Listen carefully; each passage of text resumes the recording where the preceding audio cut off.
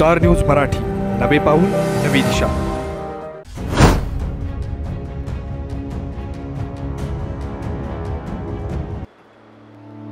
9वी 10वी 11वी 12वी science, NEET, JEE, CET, NATA अशा सर्वच स्पर्धा परीक्षांसाठी नंबर 1 चा पर्याय म्हणजे Shri Rajlakshmi royal academy of science Vita. कारण इथे मिळतो number 1 result, number 1 teaching quality, number 1 infrastructure, सर्व गुणवंत विद्यार्थ्यांना लाखो रुपयांची स्कॉलरशिप, आमच्या सर्वांगीण विकास आणि पर्सनॅलिटी डेव्हलपमेंटसाठी अनेक नाविन्यपूर्ण उपक्रम, गरजू व अभ्यासू विद्यार्थ्यांसाठी दत्तक योजना. आणि म्हणूनच इथे गुणवत्ता हे संस्कार आपल्या पाल्याच्या उज्ज्वल भविष्यासाठी आजच निश्चित करा त्याचा प्रवेश Shri Rajlakshmi royal academy of science Vita येथे. तुम्हाला सोने खरेदी करायचं आहे तर मग चला विट्याच्या ओम ज्वेलर्स मध्ये.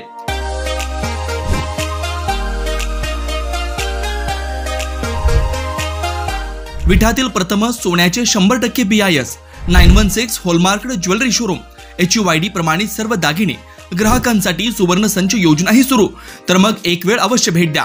आमचा पत्ता ओम ज्वेलर्स, सराफपेठ, बँक ऑफ महाराष्ट्र समोर विटा. श्री भगवान ढमाले गार्डीकर, डॉक्टर विशाल शिंदे मोराळे. गोरे साहेब, तुम्ही आला आणि ह्या आपल्या सगळ्यांच्यासाठी हा असा फरमान असतो, तो आपण कधी डावलू शकत नाही.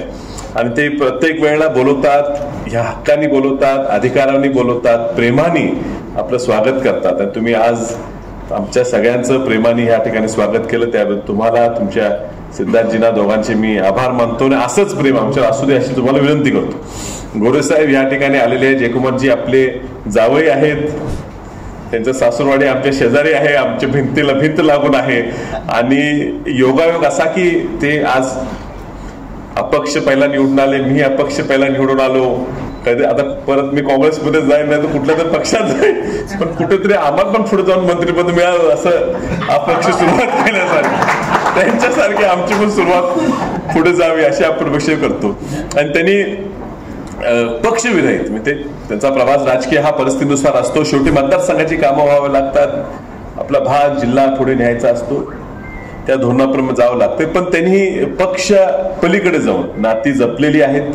आपल्या जिल्ह्यात आज जपलेली आहेत. म्हणजे प्रत्येक जिल्ह्याच्या अगदी ग्रामपंचायतीचा एका सदस्य सुद्धा जो त्यांच्या बरोबर 5-25 वर्ष आपण कुठेतरी संबंधित आला असेल, त्याला सुद्धा आज असं वाटते की माझा भाऊ आज या ठिकाणी कॅबिनेट मंत्री झाला, ग्रामीण विकास मंत्री झाला. त्यामुळे खूप लोकांची सांगली जिल्ह्यात तुमच्याकडे अपेक्षा आहे. त्या अपेक्षेला तुम्ही त्यांना येईल त्या माणसाला आदर देताय, त्यांची कामं पण व्हायला लागली आहे. त्यामुळे जरी ते मंत्री सोलापूरचे पालकमंत्री असले, सातारा जिल्ह्याचे मंत्री असले, तरी सांगलीकरांच्या दृष्टीनं तुम्ही सुद्धा आमचे पालकमंत्री असल्यासारखंच आम्ही तुमच्याकडे पाहतो. त्या पद्धतीने तुम्ही यापुढे काम करत राहाल असं मला पूर्ण विश्वास आहे. पत्रकार संघासाठी, ह्या लोकांसाठी वस्ताद हे खूप दिवस राबतात आणि हे संघटित करणं सोपं नाही. कारण किती जरी आपण म्हटलो पत्रकार एकत्र असले पाहिजे, तर ह्यांच्यात जेवढे इगो आहेत वानखेडे साहेब एकामेकात, ते इगो सॉफ्ट करून एकत्र आणणं नॉट अ जोक, ही काय सोपी गोष्ट नाही. आणि हे वस्तादच आहेत. वस्ताद असल्यामुळे सगळ्यांना ट्रेनिंग देऊन सगळ्यांना एकत्र करायचं काम त्यांनी अत्यंत चांगल्या पद्धतीने केलेलं आहे. आणि डिजिटल मीडियामध्ये काही विषय आहेत आणि तुमच्या आज या अधिवेशनातून त्या बाहेर याव्यात, आमच्यापर्यंत पण त्या अर्थाने समजून आम्हालाही घेता याव्यात.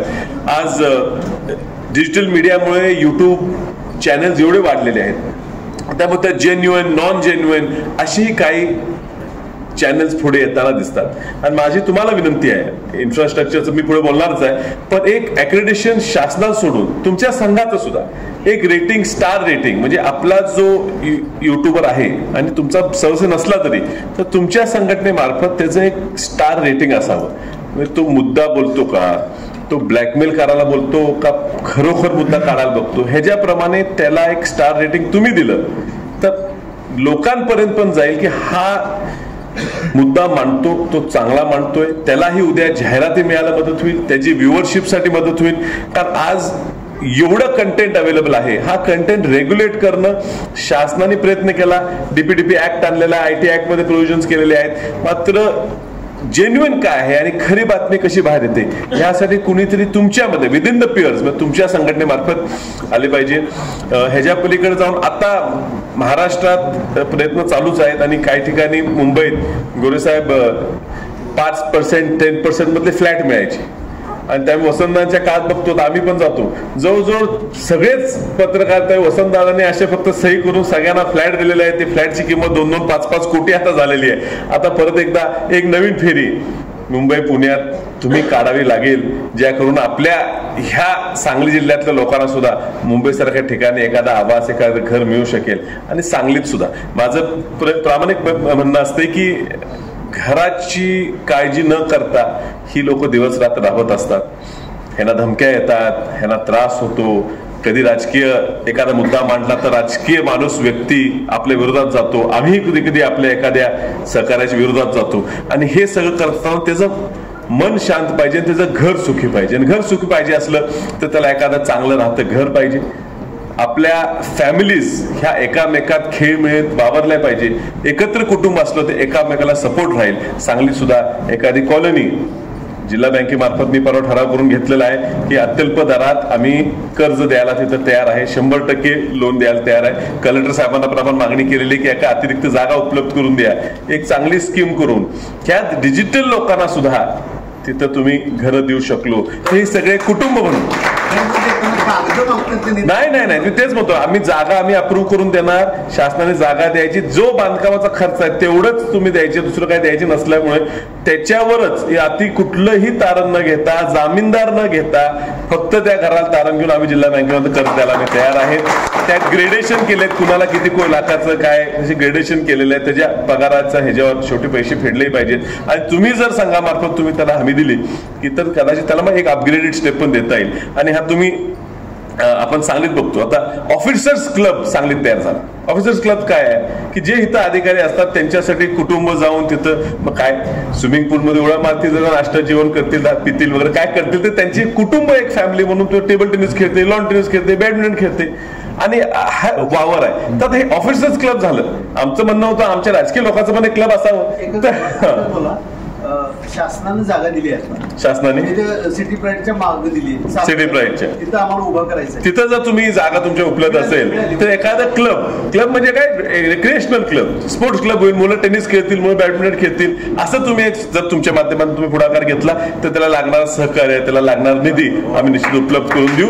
तुमच्या आजच्या अधिवेशनाला मी खूप शुभेच्छा देतो. अजूनही लोक बोलणार आहेत आणि कदाचित संध्याकाळी चंद्रकांत दादा येणार आहे. तुमची सुद्धा आज चर्चेत भरपूर होणार आहे. जे लागतील ते मुद्दे आमच्या उपलब्ध करा. मला बोलवलं, मला बोलायचं. आपल्या परिसरातील लेटेस्ट बातम्या पाहण्यासाठी स्टार न्यूज मराठी YouTube चॅनलला आत्ताच सबस्क्राईब करा.